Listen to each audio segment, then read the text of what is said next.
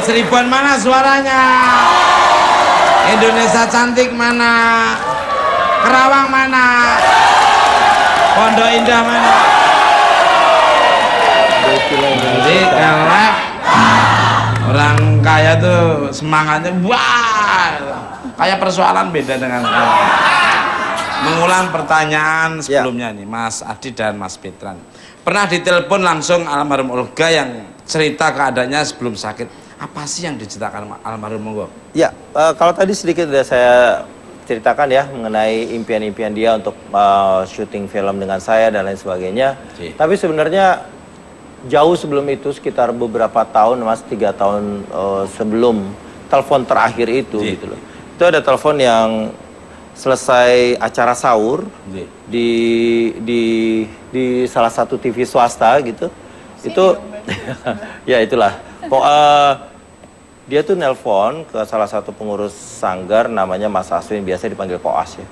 Dia nelpon, dia hanya pengen curhat sambil nangis, nangis. Terus kenapa kamu nangis gitu, Pon? Aku capek, kata capek banget Koas gitu kan. Aku punya banyak uang tapi istirahat aja sebentar, keringbat aja ke salon aja nggak bisa gitu. Karena setelah itu kan dia harus lanjut di acara musik ya, TV lain. Jadi ya udah kamu istirahat lah, nggak bisa Koas. Nah sampai sebelum dia jatuh sakit tuh waktu saya datang ke rumahnya ngomongin soal film juga itu waktu itu merencanakan mau bikin cerita apa tuh dia dia cerita bahwa saya bilang kamu kan kemarin baru sembuh sakit tuh yang benjolan sini, udahlah istirahat gitu ya. Enggak Kadit, mumpung masih ada waktu, mumpung aku sehat, mumpung masih aku laku, aku mau mengerjakan semuanya gitu. Ini bukan pihak manajemen loh yang akhirnya mengambil pekerjaan sebanyak-banyaknya. Itu Olganya yang mau, yang ngambil sebanyak-banyaknya pekerjaan itu. Saya merasa ini kelihatannya kayak ada satu naluri dasar bahwa tanpa sadar dia seperti ada sesuatu firasat yang mengatakan waktunya nggak lama. Ini saatnya dia ingin mendapatkan sebanyak-banyaknya untuk keluarganya, untuk orang sekitarnya, membantu banyak orang. Waktunya nggak lama. Jadi kayaknya itu yang saya nggak tahu apa yang membuat dia begitu kelihatannya kalau kita ngelihat kayak serakah ya. Tapi sebenarnya saya sekarang baru berpikir, ini ada satu naluri dasar yang tanpa dia sadari dia punya firasat waktunya tidak lama. Dia akan mengambil semua pekerjaan itu untuk kemudian tabungannya akan memberikan kesejahteraan bagi keluarganya, mengangkat derajat keluarganya. Dan yang paling menarik adalah dia tetap memberikan ke orang-orang sekitarnya ya. Itu yang menurut saya luar biasa dari sisi Olga ya. Jadi dia rela seperti lilin, rela hancur setelah memberikan cahaya kepada sekitarnya. Kalau dari Mas Betran? Kalau Bertrand, mendadak dia kan termasuk orang yang sibuk dan saya jarang juga menelpon ataupun nge-BlackBerry. Malam sekitar jam pas saya juga belum tidur, mulai BBM sama dia. Oh, lagi ngapain nggak tumben? Terus mulai ngobrol lewat BBM, telepon deh, capek jadi gue ngetik jam segini. Dia telepon Bertrand, terus kenapa lo? Masih syuting? Enggak bisa tidur tersakit lo. Terus dia bilang, gue udah nggak bisa tidur udah, entah dia ngomong seminggu atau 2 minggu, saya lupa beneran. Demi Tuhan saya lupa, ya kan? Kenapa? Gue stres sekali. Terus tapi saya bilang ketawa. Cuman mengenal Olga, dia itu tidak bisa saya push untuk bercerita. Dia pasti kalau mau bercerita tunggu momen sampai kapan dia mau bercerita, dia akan cerita sama saya, ya kan? Dari situ saya bawa bercanda, saya bawa apa. Dia cuma bilang ya udah kau sana tidur apa tidur Olga gue juga pamit deh. Kalimat saya dia ngomong pamit tidur apa pamit apa, cuman itu pembicaraan saya terakhir sama dia. Entah besok atau lusa saya dengar dia koma. Itu memang apa ya, agak shocking buat Bertrand juga. Cuman kalau soal pekerjaan tadi kenapa diambil semua, dia pernah cerita sama Bertrand. Dia itu mengingat bahwa dulu kita kalimat Olga, gembel. Rumah pinggir kali ya mas, Bertrand nggak pernah ke rumah ini dulu. Rumah pinggir kali, tiap kali hujan banjir jeblos. Dia tidur tidak, adiknya kakinya digigit tikus kalau tidur. dia itu tidak mau hal itu terulang lagi. Ya kan? Dia itu bekerja keras karena dia pun bilang, kamu Kokoh pasti nggak akan percaya berapa biaya bulanan yang harus Olga keluarkan. Ya kan? Olga keluarkan. Berapa gak? Sekian. Gede amat loh. Lu nikah juga belum. Orang tua segini, adik segini, anak yatim segini. Terus apa yang dia bilang cicilan ini apa segala macam. Ini segini. Kalau saya tidak kerja, itu mustahil kok. Dan apa namanya? Saya pengen menekankan bahwa Olga tidak ada manusia yang sempurna. Dan adik saya, Olga, itu jauh dari namanya sempurna. Banyak kesalahan, banyak kekurangan. Tapi yang Bertrand salut sama dia adalah dia berusaha sempurna dalam pekerjaan. Sangat sempurna. Dimana walaupun cut lemes. Dulu mah nggak ada kayak gitu ya, Mas ya. Tetep cut apa rolling dia masih bercanda. Jadi kalau syuting kadang kita undang, padahal ambilnya itu masih malam, Mas. Tapi kita undang dari pagi dan emang dia mau datang dari pagi. Sebenarnya cuma buat bikin apa ya, chargernya kita supaya tetap semangat sebenarnya itu belakangan ini terakhir 1-2 tahun terakhir ini Bertrand lihat dia kamera cut. Iya, dia udah capek. Gitu ya. Sampai terakhir juga sebelum masuk rumah sakit sih dia muntah-muntah. Di acara musik pagi dia muntah, saya bilang enggak, ayo ke rumah sakit. Karena dia pertama tuh saya harus bilang ini anak tuh keras kepala banget, nggak mau. Terus udah gitu makannya berantakan, makan mie pinggir jalan, mie instan, pecel lele, kerupuk setiap hari. Bukannya gimana ya, saya bilang kan keadaan Olga lagi nggak bener nih, harus disuplai, maksudnya disubsidi dengan makanan yang bener dulu, jadi yang dalamnya tuh bisa bener juga. Sampai yang saya juga ada janji sih sama Olga sebenarnya, sampai sekarang saya nggak tepatin. Saya bilang saya sebenarnya mau bawa, cuma udah keburu masuk rumah sakit. Karena waktu saya bilang udah coba mulai minum jus, green juice, maksudnya jus sayur, jus buah. Kalau emang nggak bisa makan yang sayur yang bener, apa di jus aja enak kok kan. Karena saya setiap hari bawa jus ya ke acara pagi gitu. Apa sih tuh, apaan sih gitu, ini jus mak gitu, maksudnya sayuran, buah. Emang enak? Nggak bisa gitu. Enak. Terus cobain dikit, iya lumayan ya, manis ya gitu. Iya, nanti deh aku kirimin jusernya, suruh mbak di rumah sayur ini apa ganti-ganti ini. Ya belum sempat ngirim, belum sempat apa. Udah. Tapi yang menarik gini loh, saya pernah datang ke acara musik pagi ya Mas ya. Itu di tengah-tengah break iklan, itu dia sholat duha loh Mas. Iya betul. Sholat duha gitu loh. Artinya di tengah pekerjaannya itu juga yang membuat saya buru-buru kamar mandi, ngapain nih anak? Ternyata sholat duha. Dan itu yang bahkan di tengah pekerjaan, yang bahkan mungkin tidak bisa dilakukan orang yang ada di rumah gitu. Dia melakukan itu. Itu yang tidak pernah orang tahu tentang kuatnya ibadah Olga.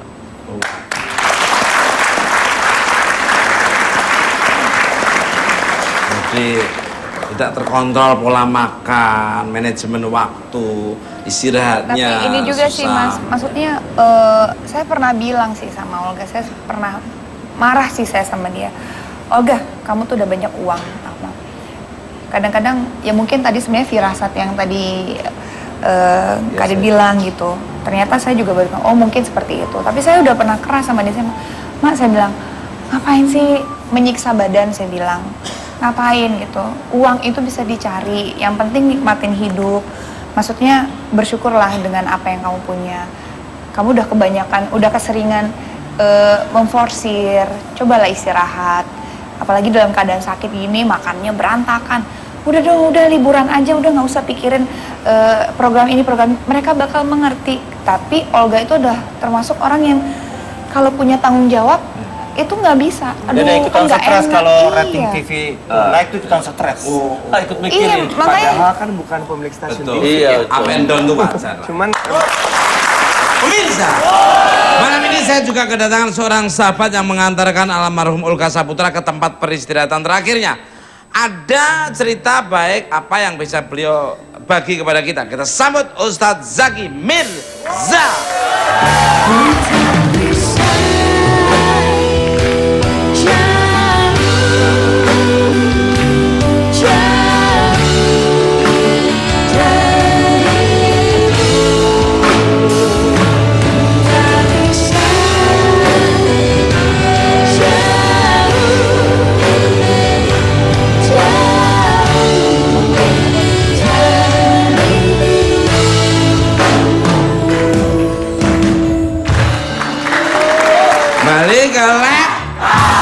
Assalamualaikum warahmatullahi wabarakatuh. Waalaikumsalam Untuk Pak Ustadz, warahmatullahi selamat datang lagi di Bukan Empat Mata nih.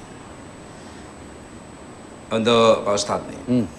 Jadi bener ya Pak Ustadz ikut mengantarkan almarhum dari awal datang ke rumah duka hingga ke pemakaman ini. Seperti apa keadaan di rumah duka maupun di pemakaman? Monggo. Awalnya sih ya seperti yang sudah ya. Orang meninggal itu kan kita datang takziah, bacain Yasin, selesai pulang gitu ya.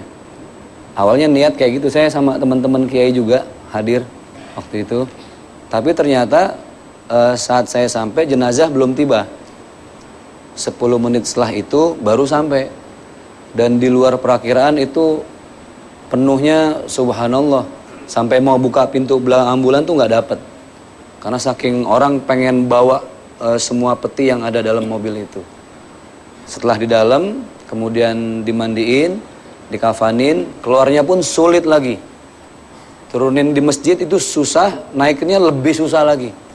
Tapi alhamdulillah selama perjalanan memang merayap banget. Terus tiba-tiba ada rombongan motor, riders itu nggak tahu dari mana.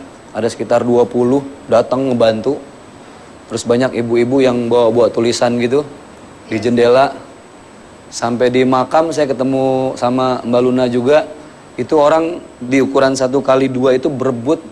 Saya cuma ngeri itu masuk semua ke situ kan repot nanti. Iya kan? Jadi dikuburin semua nggak sendiri doang. Ini malah sibuk nyari HP. Tapi memang ketika di makam Mbak Luna juga nyaksiin langsungnya itu subhanallah. Artinya saya juga nggak ada kepikiran bisa sampai ngambil jenazah dari atas terus turun ke bawah ya, karena waktu itu cuma bertiga ya Mbak Luna ya. Saya, Bang Billy sama Pak Zul, Pak RW yang dipanggil ayah.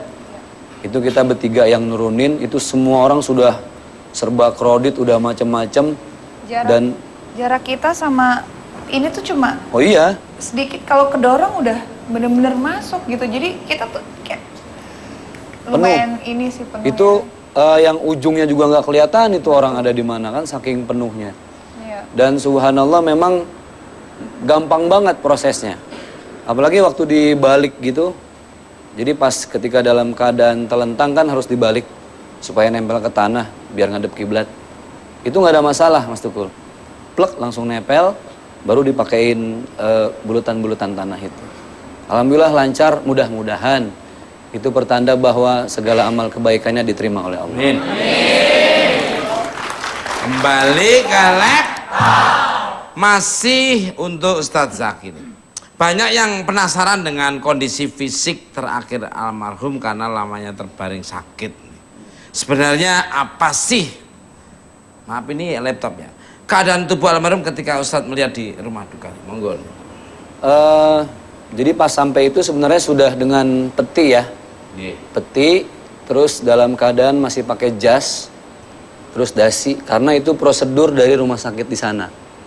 Jadi kalau melalui penerbangan itu kan dia harus konfirmasi dengan prosedur rumah sakit. Pakai Jadi jas sama dasi ya Mas? Jas, dasi. Itu kupu-kupu ya Mas, bukan dasi. Ya dia dasi panjangnya juga ada. Terus saya bilang ini harus dimandiin lagi sesuai dengan syariat Islam. Karena mungkin waktu di Singapura sudah dimandikan, tapi kan dengan cara mereka. Akhirnya dikeluarin dari peti, dibuka semuanya, dimandiin lagi. Saya sempat beberapa waktu 2 bulan lalu lah ya dengar-dengar berita miring Bang Olga kena penyakit yang enggak gitu segala macam. Tapi saya lihat enggak tuh. Memang agak gemuk, terus bersih. Ketika dibuka semua dalam keadaan nggak pakai apapun, dengan Bang Billy saya lihat nggak ada yang aneh, nggak ada yang beda. Seperti orang meninggal normal aja, gitu. Memang kelihatan gemuk sih dan rambutnya agak gondrong sedikit. Rambutnya katanya sudah sebab. Rambutnya panjang, terus pas disiram air dia agak ke belakang gitu kan. Tapi bersih, bener-bener bersih. Artinya saya menjadi saksi saat itu ngelihat langsung ya. Jadi kalau ada berita yang miring ini itu segala macam, saya langsung ngelihat dan saksinya banyak bahwa insya Allah Olga meninggal dalam keadaan yang normal gitu, nggak ada apa-apa. Tidak ada ruam-ruam penyakit atau apa gitu ya di tubuhnya yang bersih. Enggak. Saya kalau orang yang mungkin sakit enggak kan kayaknya badannya kurus gitu ya. Terus luka-luka atau apa enggak, gitu ya? enggak. Sedikit mungkin ada bekas suntikan infus ya. Itu aja paling.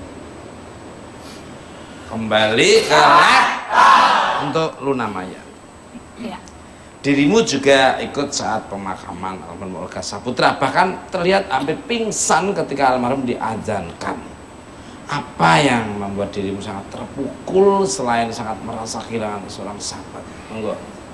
Diklarifikasi, kalau pingsan enggak, cuma memang keadaannya memang lemes aja gitu. Saya dari datang melayat malam, pas sampai dengar kabar, sampai saya datang ke rumah duka, ketemu ibu sama bapak sih, saya cukup bisa tenang lah gitu. Karena kayak tadi saya ceritain ke Mas Tuko kan, karena orang tuanya Olga aja bisa tegar, bisa ikhlas. Jadi saya kayaknya, oh mungkin ya harus begitu ya, harus kita ikhlas, harus tegar gitu. Sampai besokannya saya juga agak bengong-bengong sih. Sebenarnya saya bengong-bengong tuh kayak, oh ini terjadi ya gitu. Saya nggak pernah nyangka kayak saya lama bekerja bareng, berteman apa, ini Olga yang dipanggil duluan nih, karena nggak kepikiran sama sekali gitu. Tapi dari sakit saya udah bilang, aduh jangan deh, maksudnya karena dia ini anak bandel banget ya. Terus saya coba untuk masih kayak mimpi gitu, ini beneran nggak sih gitu. Pas dateng ke sana ngelihat bener dibuka, dibawa, ngelihat kain kafan, di kebawain itu tuh yang runtuh semuanya gitu. Jadi ya siapapun lah ya yang mungkin setegar-tegarnya ngelihat teman, ngelihat ya segimananya kata orang dia begini atau gini, tapi ini orang sangat luar biasa subhanallah, yang datang tuh rame banget. Pengen ngelihat dia gitu. Itu saya juga ngelihatnya, ya Allah. Jadi gimana ya? Semua orang yang memang kehilangan orang yang dicintai pasti punya rasa yang sama sih Mas ya, gitu ya. Jadi ya tapi buat saya pribadi 11 bulan sakitnya Olga itu sebenarnya sedang mempersiapkan kita gitu. Untuk semakin bisa menerima gitu. Untuk jika suatu saat Olga pergi gitu kan. Tapi ketika itu benar-benar terjadi, itu tetap semua orang pasti akan merasa, ya tadi istilahnya Luna tadi runtuh tadi itu tadi. Kembali ke laptop. Makanya kamu tuh cepat buru-buru insaf, biar kamu tuh nyaman.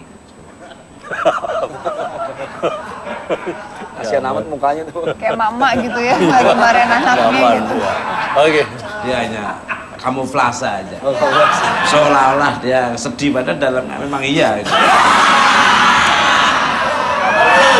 For all my guests, semua bintang tamu. Ini cengat-cengenges. Sebagai sahabat, ada nggak sih keinginan atau pesan almarhum yang sempat disampaikan kepada kalian yang belum tercapai saat ini dari Mas Petra dulu? Kita sih punya cita-cita dari zaman dulu ke luar negeri, itu belum kesampaian. Karena dari saya pertama berkarir juga minimal Singapura kita pengen nginjak. Cuman kan kesibukan kita masing-masing. Saya mungkin libur di saat Ramadan karena saya non Muslim. Tapi mereka justru malah full di saat pokoknya jadwal kita nggak pernah ketemu gitu loh. Dan yang saya paling nyesel terutama adalah seharusnya saya lebih hadir. Dan terutama adalah Olga selalu bilang di semua media, Olga sayang Koko. Tapi saya sebagai seorang kakak, saya kurang bilang kalau Koko sayang Olga. Yang itu juga mengajarkan saya bahwa kalau kita sayang sama orang, kita cinta sama orang, kita mengasihi seorang, nggak usah segan bilang I love you. Aku sayang kamu. Emang kenapa? Mau temen kek, mau sahabat kek, mau rekan kerja kek, mau telepon ngomong apa? Olga sudah bilang, Olga sayang Koko. Saya sudah lama saya nggak pernah ngomong berhadapan via telepon, saya bilang Koko sayang Olga. Jadi ini juga pembelajaran, saya pun sebelum pamit sama orang tua, sama mau pergi, I love you. Mengingatkan kalau bahwa orang itu kita cintai dan orang itu mencintai kita kembali. Jadi belum sempat keinginannya ke luar negeri bareng itu belum. Kalau dari Mbak Luna Maya. Apa ya? Ya itu tadi dia sih pas kalau saya sih belum sempat ngasih juicer aja sih. Karena dia bilang tuh, ya kirimin ya, mau coba mau hidup sehat gitu. Terus belum sempat kesampaian sih. Jadi sebenarnya mungkin simple tapi gimana ya? Ya, kalau buat saya pribadi gini Mas, mungkin nggak ada pesan khusus yang Olga sampaikan ke saya, tapi sebenarnya kepergian Olga ini seperti memberi pesan justru kepada saya dan semua orang yang melihatnya bahwa nggak semua orang diberikan anugerah oleh Allah, oleh Tuhan kita ketika di akhir hidup diiringi begitu banyak orang, ribuan orang gitu. Itu terjadi kebetulan dari anggota sanggar saya itu ada Ustadz Jeffrey Al-Bukhari dan Olga yang mendapatkan perhatian masyarakat begitu luas. Saya jadi berpikir, kita emang pada akhirnya ini kan akan pergi semua nih, di sini semua akan pergi gitu loh. Tapi siapa sih yang dipilih Tuhan untuk diantarkan begitu banyak doa? Dan yang itu yang bisa kita lakukan adalah dengan menebar kebaikan sebanyak-banyaknya. Sebenarnya itu yang sedang dipesankan oleh Olga gitu loh. Ini yang mau saya lakukan dan menjadi motivasi bagi saya pribadi dan juga mudah-mudahan menjadi motivasi bagi banyak orang. Amin. Amin. Wah. Itu ambil kesimpulan dari Mas Aditya. Berbuat baik itu. Karena yang ditinggalkan hanya kebaikan itu. Dan juga kita sebagai teman, sahabat juga bangsa Indonesia harus bangga karena Olga yang saya kenal sebagai adik adalah sebuah legenda, he's a legend. Di Twitter saya baca ucapan bela sungkawa ada yang dari Dubai, Perancis, China, Hong Kong, bahwa Indonesia Olga bukan cuma milik kita semua tapi milik dunia. Nggak jarang sekali artis ya kan atau orang yang dapat atensi sebesar itu. Ya kan? Kalau kemarin saya tanya apa ya kebanggaan Mas Bertrand dari Olga? Saya dianggap kakak oleh sebuah legend. Dan makasih banget untuk semua orang yang selama ini support dan datang ke penguburan yang mengadakan pengajian berdoa untuk Olga. Karena di saat suatu hari kita pun pergi, itu kan akan nilai amalnya kita sama orang-orang. Ya, saya bersyukur sekali bisa mengenal, bisa disayang dan disayang oleh yang paling berat tau gak apa? Nyebut almarhum. Saya susah banget ngomong almarhum Olga. That is the hardest for me. Untuk menyebut orang yang saya sayang almarhum itu berat banget buat saya.